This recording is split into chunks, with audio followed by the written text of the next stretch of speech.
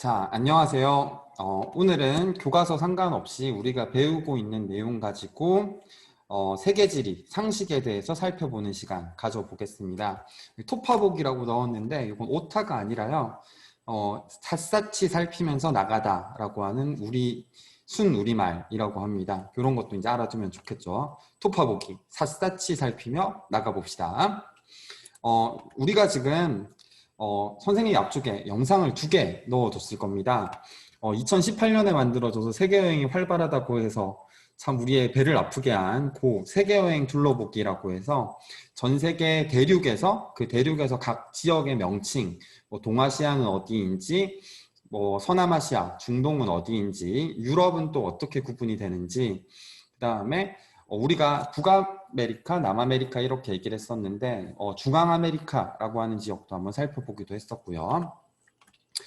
그리고 나라별 상식 한 토막 알아보기 영상도 보셨을 겁니다.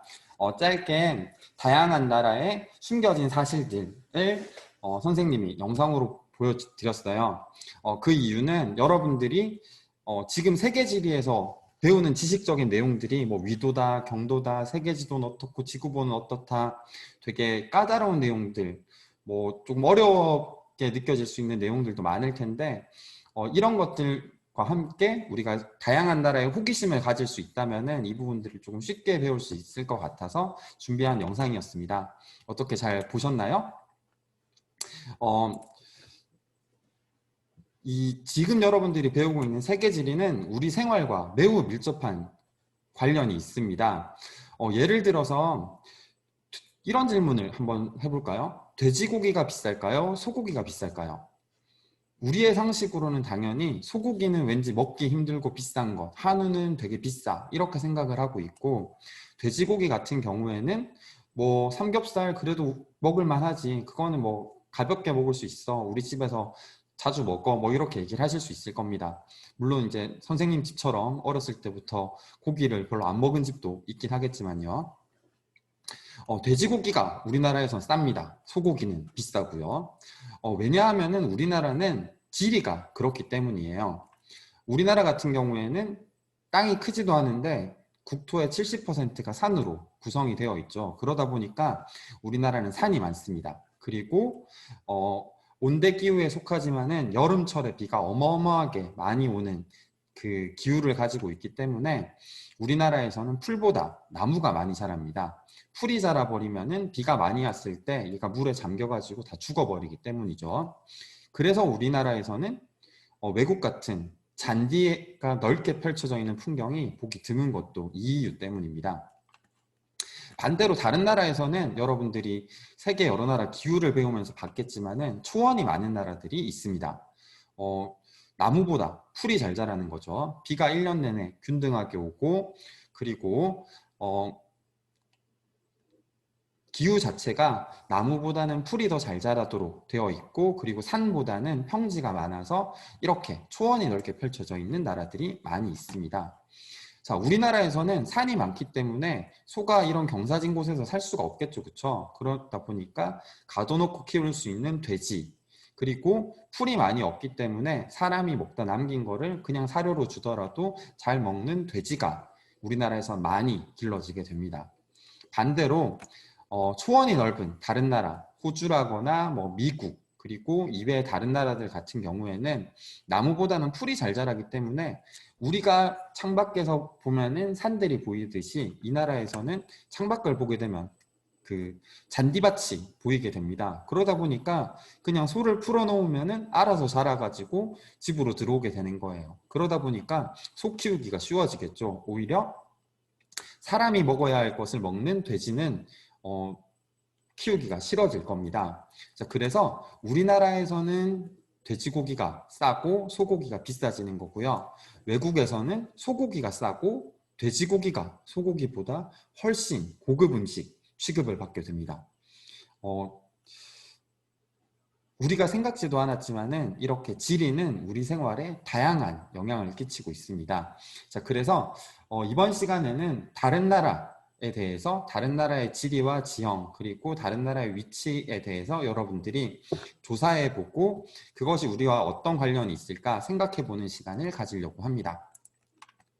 자, 오늘 여러분들이 하실 활동은 세계 다른 나라 소개하기 활동입니다. 물론 여러분들이 교과서 35쪽에서 비슷한 활동을 했었기 때문에 오늘은 조금 다르게 우리가 배운 기후에 대해서 조금 섞어가지고 얘기를 해보려고 합니다. 자, 지난주에 활동한 사회 35쪽과 다른 나라를 골라주는 것이 다양한 나라를 알아보기 때문에 여러분들의 생각 성장에 도움이 더 되겠죠. 자, 그리고 A4 용지 한 장을 준비해 주세요. A4 용지가 없는 경우에는 연습장 혹은 스마트폰이나 컴퓨터 프로그램에서 그림 그리는 프로그램을 이용해 주셔도 괜찮습니다. 자, 여러분들이 조사할 내용은 세계 다른 나라를 조사를 하시면 됩니다. 사회과 부도 또는 구글맵 혹은 구글에서 검색을 활용하셔가지고 조사해 주시면 되고요. 기후는 여러분들이 지난 시간에 배운 교과서 36쪽을 참고해서 아래 내용을 체크해 보시면 됩니다. 처음에 사회과 부도나 구글맵에서 그 나라의 모양에 대해서 검색해 보십니다. 그래서 나라의 모양을 익혀두시고요. 그리고 국기, 나라의 모양이라고 하면 아시죠? 우리나라 같은 경우에는 뭐 어떤 사람은 토끼, 어떤 사람은 호랑이 이렇게 얘기를 하기도 하는 그 땅의 모양. 그리고 칠레는 길쭉했었고 뭐 둥그런 나라들도 있었고 해안선이 꾸불꾸불했던 아이슬란드, 뭐 노르웨이 같은 나라도 있었죠. 그런 나라의 모양을 한번 살펴보시고요. 그리고 국기를 찾아보십니다. 구글 검색에서 그 나라 이름과 국기 이렇게 검색을 해주시면 되고요. 참고로 세 개 다른 나라이기 때문에 우리나라는 빼고 다른 나라로 선택해 주세요. 자, 그리고 그 나라의 위치를 사회책 36쪽을 참고해서 어떤 기후인지를 조사를 하시면 됩니다. 자, 그리고 아까 첫 번째 봤던 영상을 참고해서 소속하고 있는 대륙 그리고 근처에 있는 대양을 적어 주시면 되시겠습니다. 전화가 와서 죄송합니다. 자, 소속하고 있는 대륙 아까 봤던 영상 참고해서 넣어주시고요. 근처에 대양이 있다면 어디 근처에 있는지 써주시면 됩니다. 그리고 대략적인 위도가 들어가면 좋습니다. 위도 찾는 방법은 다시 한번 말씀드리면은 이제 위도와 경도를 써주셔야겠죠. 예를 들어서 중국을 이제 살펴보게 되면은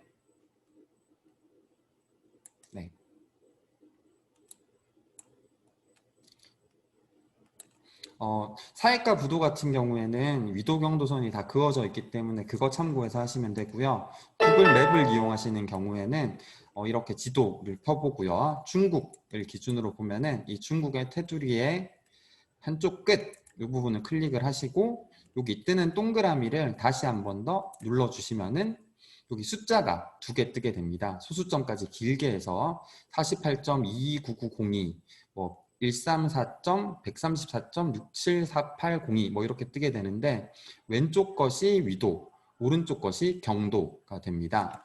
동서를 살펴보기 위해서 그 동쪽 끝을 눌렀으니까 134, 이 정도면 반올림해서 뭐 135라고 해도 되겠네요. 반대쪽 끝으로 가서 서쪽 끝을 누르고 동그라미가 마찬가지로 뜨면은 이걸 한 번 더 눌러주시면은 이제 경도 73 이렇게 이제 뜨게 되네요. 73에서 135 이렇게 이제 써주시면 되고요.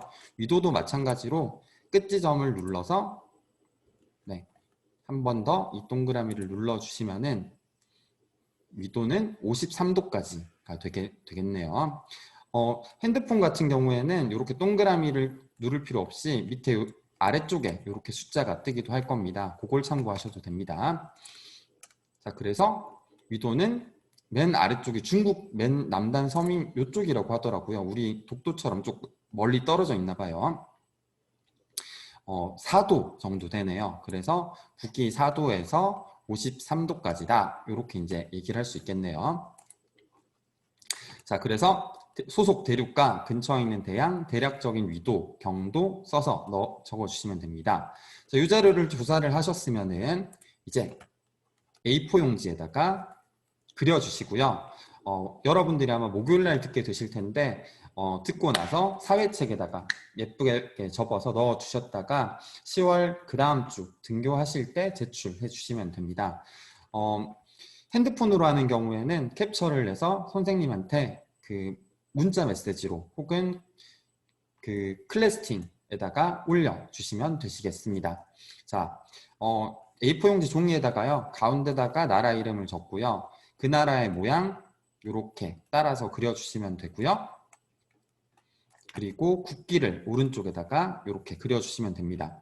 국기 그릴 때는 국기가 너무 복잡한 경우 있죠. 예를 들어서 미국, 뭐 별을 어떻게 해야 돼요? 이렇게 하는 경우에는 조금 간추려서 그리셔도 됩니다. 브라질 국기 같은 경우에는 가운데 지구본이 이렇게 떠 있거든요. 모양 다 이렇게 할 필요 없이 대략적으로 색깔 맞춰가지고 색칠해 주시면 됩니다.